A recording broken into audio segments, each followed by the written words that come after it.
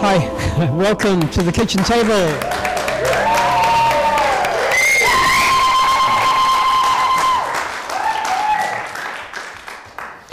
This is all very exciting. Talking to a microphone doesn't actually amplify anything, so it feels a bit strange. But it is going out onto the internet. So, hi everybody out there in the world. I see we've got about 120, 130 people watching right now, which is very exciting. And this whole experiment has come up very quickly, just from an idea about 3 weeks ago. So it's taken a little while for us to get moving today, but we're on board now. We're ready to go. And this is the ideas box. And in here, people have put their suggestions for possible subjects to discuss. And every half an hour, we're going to pull one out, and each person. We're going to pass around the table. The conversation will go around the table, you guys, and let's see what happens, see what the chemistry has to offer. So would somebody like to pick a subject out of the hat, out of the box? Some bird. Nice one. It's exciting, isn't it? Okay, here we go. What's the best way to be the change you want to see in the world? So, would you like? I think we need to hold a microphone when you're talking, otherwise it won't go out. Okay. Up to your mouth, yeah. What's the best way to be the change you want to see in the world? We can start that one, somebody. Well, fair enough. The hat fits and all that. Well, I mean, interestingly enough, it seems as though all change is inside of ourselves. That the whole idea that we need to change the outside world is a fallacy. And so it's all about actually impeccability and walking a path where we feel as though we're coming towards our potential and cleansing our body and treating the body as a temple and the church rather than needing an exterior force. Looking at the way in which we block the flow of love from inside of ourselves to outside so that we can become more loving and compassionate. Looking at the way we deal with our relationships with the planet and each other. So it literally, if we imagine that the planet has a potential for evolving, then that potential must exist within ourselves as an individual. So it's up to us to take those steps on a daily basis. And I think that a major thing changed for me when I realised that there isn't a God that's judging me as doing anything right or wrong, that there is no right way of being a human, there's no right way of developing and opening to the flow of love and light. There's just my way of doing it as an individual. Yeah, thank you very much, Sander. Yeah. So who would like to pick that one up? Yeah. For me, being the change is about following your passion and what you love. This world is what we make of it. So the more that we do what we love and that inspires us and makes us feel really passionate about being alive is what's going to make the most change on the planet. And many of us are so fearful of actually following that little voice inside that's guiding us and prompting us to follow our own way and our own path. And more than ever, there's the pressure to conform and to feel fear and all the obstacles that might stop us from really living our true selves and being who we really are. And it's about actually trusting the magic of life and trusting the little voice inside and moving forward despite all the obstacles. And once we leap off the cliff and be the change and follow that heart, the heart inside, then we find that this planet's just full of magic and wondrous, amazing experiences and synchronicities. And when we really experience that, then we really are being the change, because we're realizing that all the fear and the way that we treat each other and the way that we treat our communities and the planet isn't necessarily the way we have to be living. We can be living in a totally different way that's in a much more loving, symbiotic and natural, integral part of being on this planet. And that's real change and really being the freedom and the love, that's what we're wanting to see. And as Gandhi said, we need to be the change that we see in the world. And when we follow our dreams, we're really able to experience that. Great, thank you very much, Rebecca. Yeah, it's so important at this time. It's like the world is in such a critical time. It's really important that we make that change inside ourselves and be an example as what that is actually possible. Yeah. For me, there's one great big question, though, is how to make that change. I really wanted to make a change for many, many, many years, but I was really quite comfortable in the dysfunction that I was living in. And to a certain degree, I'm still living in quite a lot of dysfunction, internal, mental and emotional dysfunction. And fundamentally for me, it's how can I make that change? How can I be the person that I really want to be, the spirit that shines, that lives at my true potential and follows my passion? And for me, it happened quite synchronistically, that I found myself on my knees kind of asking one of the most profound questions I've ever asked of the universe before, which was, there has to be something more to life than this. What is it? Because I'd prayed, I'd bargained, I'd asked, and nothing was happening. And then as soon as I asked that question, I walked out and I was kind of vibrating on that, right, I want to know. There was some action that took place within me, that activated within me. And when I went out, I then synchronistically met my first ever hands-on healer that kind of activated an energy within me that kind of wanted me to follow a passion. And then subsequently, that kind of law of attraction started to happen, where I met a really profound teacher here in Glastonbury that taught me some skills and techniques that I use now, and I use on my 5-year-old and my 8-year-old. They were quite traditional NLP tools at the beginning, but he evolved them to such an extent that that I've really defragged and upgraded the hard drive of my subconscious mind, my belief structures, the very fabric of the prison in which I was in before. Those prison bars, those belief structures that I had about myself and the universe and what I was worthy of was changed. And you'll meet him later. He's Steve and he's sat over there. And woohoo! But I use that now, and it's finding one's own tools that can help with that change. And that might be tennis or yoga or dancing. But for me, it was those skills on how to upgrade my subconscious mind.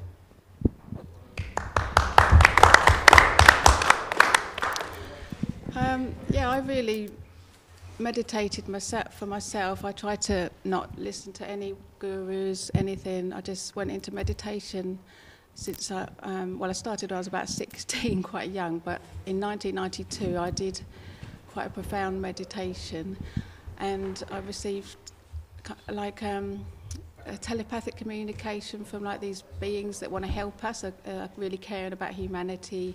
And it's I found recently they probably are referring to the consciousness shift in 2012, and it's kind of like I've made a blog now on it, and it's on the Global Illumination Council. It's an American site, and people can go to it. I've got the website details and stuff, but I really feel that there's a message. It's not only us involved because of the state of the planet, that what it's going through with the cycle, the mind cycle, and there's so much stuff out there now that people can read on it. I really feel that it's an important thing happening at the moment, and not to listen. People shouldn't really listen to all the destruction, the negative side, and all the fear and the government. I think a lot of people are aware of that now, and because we're actually ready for our next stage of evolution. You know, we really are getting ready now.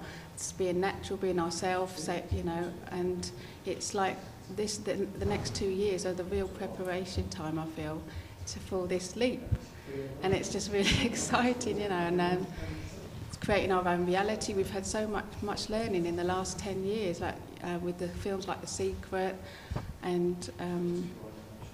Well, does it? Yeah, that's how. I just want to carry on from that, the preparation, the personal preparation side of things.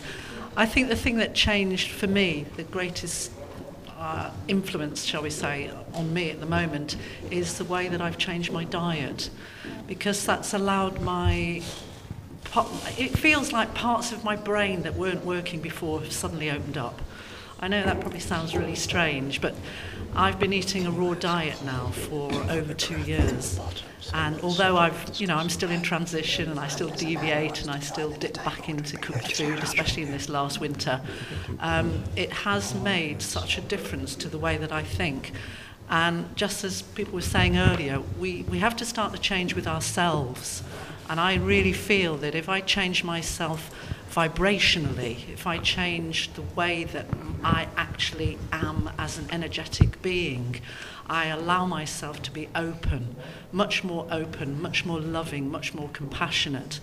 And for me, I think the greatest, most important thing is to remember that we are all one. In Lakech, I think it is, in the Mayan language. And for me, that is the most important and probably the most difficult and the most challenging part. When you look at somebody that maybe you don't get on with or you don't like very much, or you think they're very different from you, and to realize that somewhere deep inside them, there's a core that is actually deep inside you, and it connects us all, every single person on this planet. And that is really hard and really challenging, that you have to try and find that spot within yourself that allows you to open up to that spot within that other person. You know, seeing within them yourself and vice versa. Very, very hard to do, but, you know, for me, the way that it started is through my food and through raising my own personal vibration. Long way to go. But I'm on this journey now, and I'm relishing the way that I feel and loving everything around me and feeling really excited about the world and the future. And I don't have so much fear, because I think I'm being able to see through now where we've been placed by the powers that be. So I just know that we all have the power, and there's a lot of it in this room today. I can feel it already.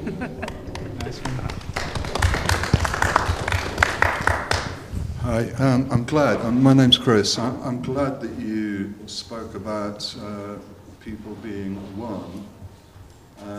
I think that the answer lies somewhere between the two, actually.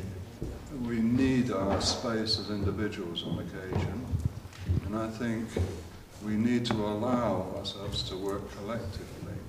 We only have to look out and see how nature, other creatures on the planet work. At a certain time, you'll see a flock of geese. You'll see things moving in a harmony that actually outstrips any intellect. You cannot contain it within human intellect. It just happens. And so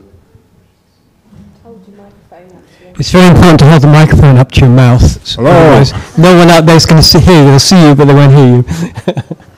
I'm just waiting to watch the earphones go. Yeah, I think both are valid in some way. Success, I think, lies in the balance between being allowed to function as an individual and actually getting down to that sort of internal thing that Sunbird was talking about. And what you're talking about too. It's somewhere between the two. And I think to pour too much rationale and intellect upon it is to actually catch the wrong vehicle. I think you actually have to allow it. You can feel it. And when the harmony is there, and you have to have faith in that, I think. Cool, thank you. I remember once I heard that reality is a handshake between the finite and the infinite, that both are true. We're three-dimensional and we're infinitely dimensional beings, and reality lies in that handshake between the two. Yeah. Anybody else like to talk on the subject? I just like to say that I think for us to for us to make a change in the world and you know, be the change that we want to see in the world, we have to find out what is unique about ourselves that we don't see in other people. I mean, and to do that, you've got to find what's unique in other people, because otherwise you don't realize what's unique about yourself. And I think what's interesting about us humans is that we're so diverse. We've got so many different facets to us. There's so many different kinds of people, even, you know, sat around this table. We're so different, you know, we're all dressed different, we're all got different ideas, we've all got different jobs, probably different ways of expressing ourselves. And I think the important thing, if you want to find out, if you want to make a change in the world and make it the way that you want, you know, a positive change, is to discover who you are. And I think to do that, you've kind of got to de-brainwash yourself, and you've got to forget everything you've learnt in school. You know, I don't remember any of it anyway, but you know. But you've got to forget about all that. And I think another really important thing is to let go of gurus, to let go of anybody else that's going to tell you how you should live your life. Do you know what I mean? We have a tendency, especially in the beginning when we're searching for ourselves and our own spiritual path, is to look towards others that kind of express some part of what we'd like to express. But at the end of the day, no matter how enlightened other people seem to be, they're still only expressing their part of this reality. And what we need to do is find out, how do we express our own individual part? And I think when everybody does that, then that's when the world becomes a lot more interesting, and that's when we start to express more love, because we're doing something we love doing. Do you know what I mean? We're expressing ourselves in a loving way, because we got in touch with that. And also what I'd like to say is to come to that, you've got to overcome a lot of fear, because there's a lot of fear in being yourself. It's a hard thing to do. It's easy to kind of portray a character, and that's what a lot of people do. I mean, we're in Glastonbury, and a lot of people tend to find a character that they love portraying. They become like, you know, the wizard, or they become the, I don't know, you know, people become all sorts of different things, you know. And in society in general, people become a doctor, or they become a teacher, or they become this or that. But that's not who we are. That's just a character that we take on. So the main thing I'd like to say is find yourself, and there is no way, and no one can tell you who you are. You know, you've got to find it through just being yourself and discovering yourself. Cool, thank you very much. We've got, the way we've kind of structured this is every 30 minutes we're going to turn the conversation around to something new. So we have 6 minutes left on this, be the change, how do we be the change we want to be? Can I just quickly say there's just a practical application here, which is individual to each and every one of us, is to look at our own life areas. Where is the change that has to happen? Because there are certain things in life that works really well. And what I was hearing you were saying was that in the food aspect, that's the place that needed changing. So one of the practical applications is to kind of write out your own life areas, and then relationships, your food, job, career, and what parts are working really well and in your favour, and what parts are still kind of dysfunctional or stopping, or you're not doing it. And then it's an individual question, isn't it? And it's like, okay, so what needs to happen for that to have what you'd really like to have in your life? And that's just one of the tools I apply to my life, just for a practical application to change. Sorry. I was just thinking, listening to all this, that it was the editor of Positive News, that lovely British paper that's been around for a long time, was saying to me recently that there's a new superpower in the world, and it's the people, and it's, you know, us the people. And I often think, if we did a big global scan, you know, a big global megaphone, and you asked everybody who wants to live in peace and in health with fresh water and a beautiful planet, I think you'd see the majority of the people on this planet lift up their hands and unite and say, this is what we want. And I wonder how we can make that happen and transfer that into, you call them powers that be, or the choices that we make, that are the things that are destructing the world that we live in. It's just that we are the superpowers, we are the people, and it's about the choices we make.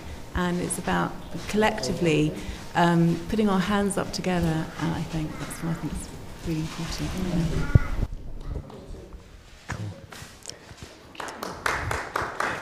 so we've got just a few minutes more. How many minutes do we have left on this one? Someone? 2 minutes. Okay. Anybody like to talk? Well, I think there's a big split between I think, in a way, that old paradigm of expecting governments to do things or corporations to do things and change is not really relevant because it's not in their vested interests to do so. And so for me, what's starting to change is that yes, we still lobby governments, we still lobby corporations, etc. But actually, movements where people are doing it themselves, literally on a kind of grassroots level. So things like Transition Towns is a really inspiring movement where people are just setting it up for themselves. Even groups like kind of Free Cycle, and in Avalon here, I know they have the time energy exchange banks and starting up more projects like that because. We have to be realistic that those vested interests mean that corporations are not going to change. It's not in their interest to do so. And I think we're entering into a time where those kind of big, those big institutions are losing their kind of, grip on us, and we realise that they're not that they're not actually acting in our favour, and so we have to try and get back to a much more sort of using our consumer vote as well, that we do, because it's very easy to go, oh well, I know I shouldn't really go in Tesco's or whatever, but I will anyway. Actually trying to remember not to shop in those places, and so that we are really putting our choices into action with where we actually spend our money as well. I think it's really important that we take responsibility for where we spend our money and who we give our money to, because that's something that you can change, that everyone can change now, rather than just constantly giving our money to these people that maybe, do not have our best interests at heart. So I suppose that's something I would say, then that's been sort of a change for me to start to think about who I'm giving my money to. And so that's something I would urge people to do that's something we can do from this minute, just to think, well, who am I giving money to? Who am I supporting? And at each moment we make a choice of that, and could we choose to give our money somewhere else where it could actually help to be part of a change and a more positive solution, rather than reinforcing the old models which are seeming to be quite destructive at the moment. Cool, thank you very much. So I think that what we're going to do, that was great. I think it's going to be made a lot of soup last night, by the way, and you're all welcome to it. And this is kind of like soup, what we're doing here. We're just it's just starting. We're all a little bit nervous anyway, than anybody else. But I feel like, now we're kind of relaxing into this. We're going to get to know each other a little bit better. And what I want to say to you guys here is that the table it's open. It's not. There's no experts here. You're the experts, and if you want to sit at the table, please just pull up a chair. And if there's no space, maybe someone will surrender their place and allow someone else to sit for a while. But don't feel like it's a space that belongs to anybody else but you. Yeah, does that make sense? Cool. So we'll wrap this up. How do we be the change that we want to see in this world? Gandhi's great statement, which is so true. If we can't do it, we can't expect anybody else to do it, right? And the conversation just went around how we need to make the changes within ourselves, our own self-defeating conversations, negativity that we've got going on inside. But that's all very well. But how do we fix the ozone layer and all the other things that have got to be done? So there's that balance between the two, the inner and the outer, that has to take place. Okay. What have we got here? Someone's waving their hand at me, but I don't know why. So that was our okay, I guess that's it. subject. So we're kicking off now. We're here at the Assembly Rooms in Glastonbury at the first live experimental discussion forum, that is the kitchen table debate. So the first subject that we had today was, what's the best way to be the change you want to see in the world? So that's what people have been discussing here around the table, and there are some really interesting points raised. Basically, a lot of people sharing their personal experiences of how they've come to be the change that they wanted to see in the world, and that's obviously, from the sounds of things, an ongoing process, something that we come to, and that is a gradual process of awakening and really being who we want to be in the world. Was talked about not falling into the fear, so actually still maintaining a sense of positivity and well-being throughout this time. Diet was an interesting one, so that is something that a lot of people find, that when they do adjust their diet, that their energy changes, that they actually feel more alive, they feel more positive, and they're better able to function in the world. So that's another thing that was a really interesting subject.